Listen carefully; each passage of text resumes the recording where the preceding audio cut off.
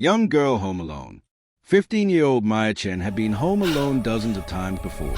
Her parents trusted her. She was responsible, kept her phone charged, knew all the emergency numbers. But as she watched their car disappear down the driveway that Friday evening, something felt different. Wrong. The October sun was setting earlier now, painting the suburban street in shades of amber and shadow. Maya closed the front door and locked it, the click of the deadbolt somehow louder than usual in the empty house. "It's fine," she told herself, heading to the kitchen. "Just you, Netflix, and leftover pizza. Perfect night."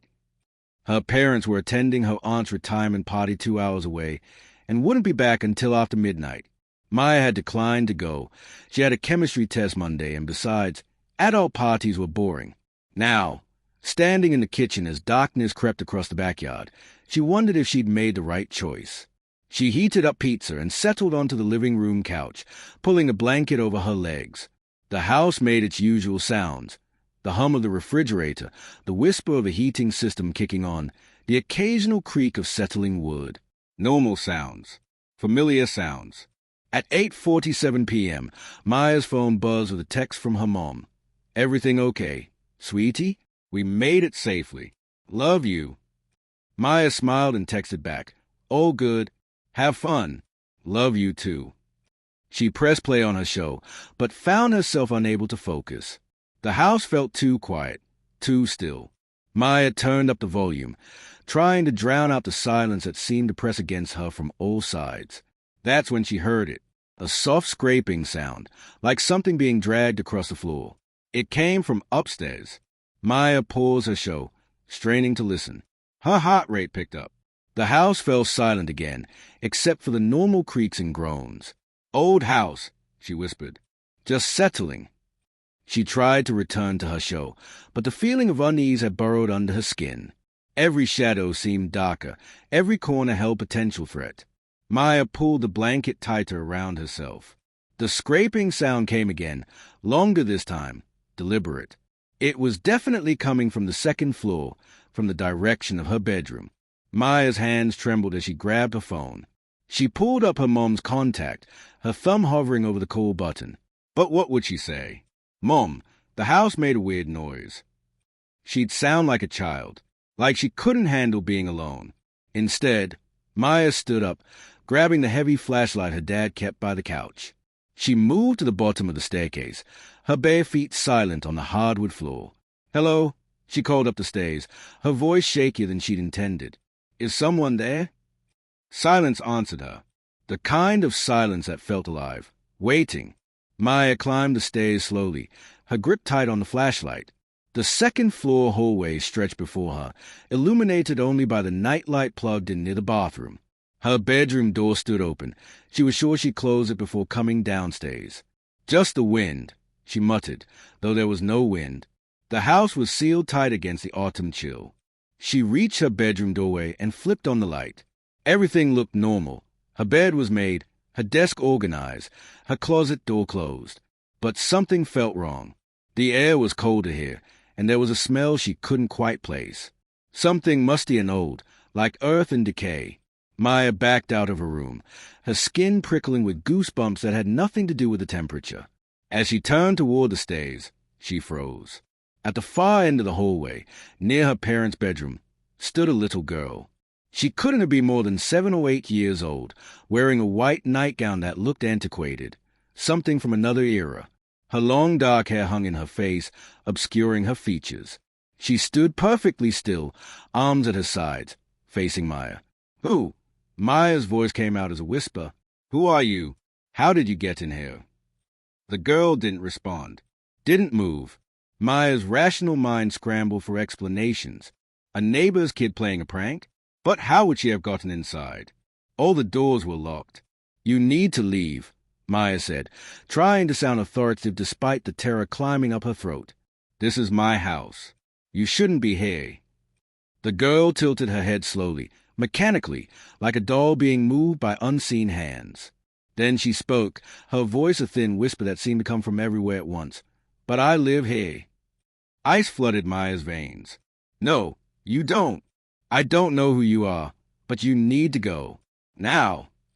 The girl took a step forward, her bare feet making no sound on the wooden floor. I've always lived here. In the walls. In the spaces between. Waiting. Maya backed toward the stairs, her heart hammering so hard she thought it might burst. Stay away from me. You're the first one who can see me, the girl continued, taking another silent step. The others never could. But you're different. You're alone, like me. We can be alone together. I'm calling the police, Maya said, holding up a phone with a shaking hand. But when she looked at the screen, it showed no signal. That was impossible. She'd had full bars just minutes ago. The girl giggled. A sound like wind chimes made a bone. They can't help you. No one can. This is my house. It's always been my house. Maya turned and ran down the stairs, taking them two at a time, nearly falling in her panic. She could hear footsteps behind her, small, quick footsteps that seemed to multiply, as if more than one child was chasing her. She burst into the living room and grabbed the landline phone from its cradle. Dead. No dial tone. Maya's breath came in gasps as she ran to the front door, her fingers fumbling with the locks. The deadbolt wouldn't turn. She twisted it again and again, but it was jammed, stuck fast. No, no, no, Maya sobbed, throwing her weight against the door. It didn't budge. Behind her, she heard the soft patter of feet on the stairs. Maya spun around to see the little girl standing at the bottom of the staircase, but now she wasn't alone. Beside her stood another child, a boy, maybe 10 years old, wearing old-fashioned clothes. And next to him, another girl, this one with hollow eyes and a dress covered in what looked like date. More children emerged from the shadows, from the hallway, from the kitchen, from behind the furniture. 6, 7, 8 of them, all dressed in clothes from different eras, all staring at Maya with expressions that ranged from curiosity to hunger. What do you want? Maya screamed, pressing herself against the unyielding door. The first girl stepped forward, and now Maya could see her face clearly. Her eyes were entirely black, like pools of ink, and her skin had a grayish pallor. We want what was taken from us. We want life. We want warmth. We want a friend. The other children began to move closer, forming a semicircle around Maya. She could feel the cold radiating from them, could smell that earthen, grave-like odor growing stronger. Please, Maya whispered, tears streaming down her face. Please don't hurt me. Hurt you? The girl cocked her head again. We don't want to hurt you. We want you to stay. Forever. Like us. One of the boys reached out with pale, translucent fingers, and where he touched Maya's arm, she felt a cold so intense it burned. She screamed and jerked away, but there was nowhere to go. The children kept advancing, their movements synchronized, inhuman. Maya's hand closed around something in her pocket, the small silver cross her grandmother had given her before she died. She carried it out of sentiment, not faith, but now she pulled it out desperately.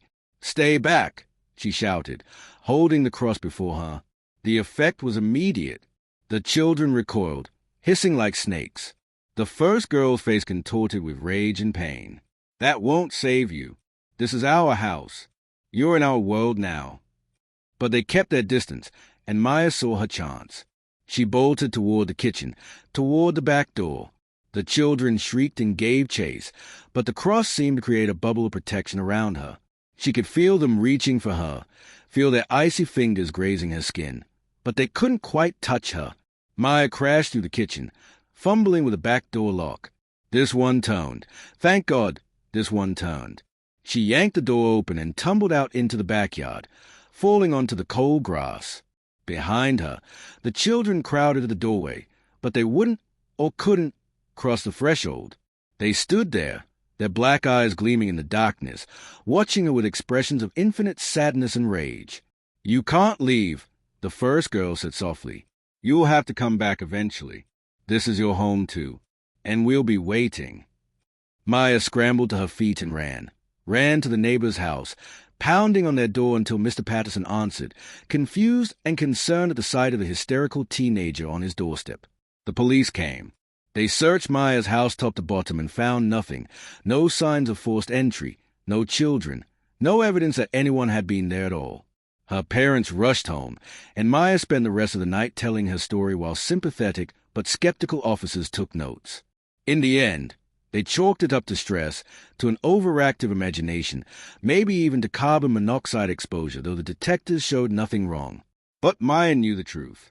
She'd seen them, felt them, and now, sitting in her bedroom while her parents slept down the hall, she could still feel them watching from the walls, from the spaces between.